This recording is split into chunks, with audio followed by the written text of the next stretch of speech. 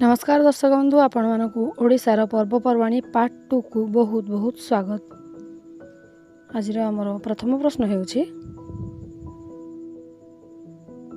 बाली यात्रा केबे पालन करा जाय?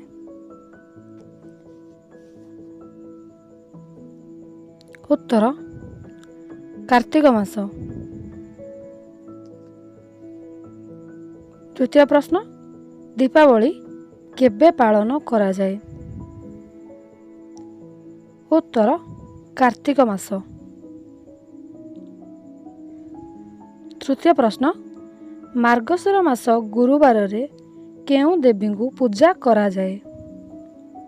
उत्तर माँ लक्ष्मी। चतुर्थ प्रश्न ओडिशा प्रसिद्ध धनु यात्रा केबे एवं केउठारे पालन करा जाए?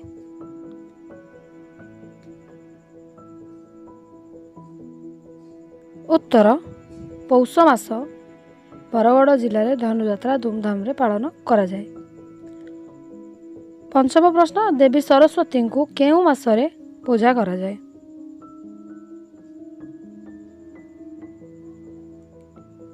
उत्तर माघ मास बसंत पंचमी। 6 नंबर प्रश्न महाशिवरात्रि केबे पालन करा जाए?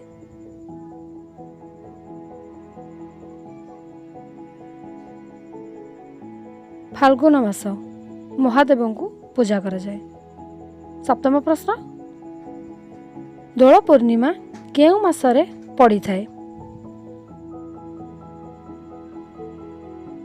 उत्तर फाल्गुन मास। अष्टम प्रश्न रंग पर्व होली केबे पालन करा जाए?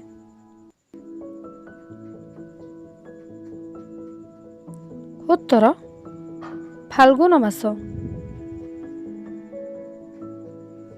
नवम प्रश्न श्री राम नवमी केउ मासरे आसी थाए?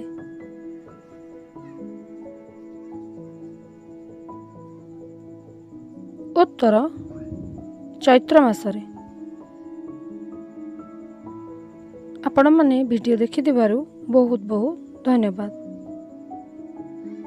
आम चैनल को लाइक शेयर एंड सब्सक्राइब करने को भूलंतु नहीं। आउ के विषय वीडियो देखिया चाहते कमेंट बॉक्स रे कमेंट करी जानंतु। Thank you for watching.